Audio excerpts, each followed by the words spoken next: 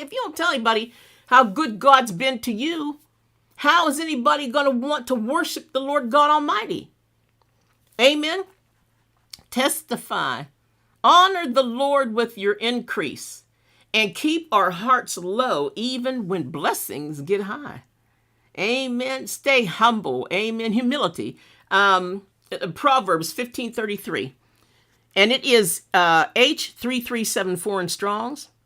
Proverbs 15:33. The fear of the Lord is instruction of wisdom, and before honor is humility. Before you can get honored in any type of way, you must be a humble person. Amen. God is not going to put a fool in position. The devil will, but God's not going to do it. Okay, Deuteronomy 8, read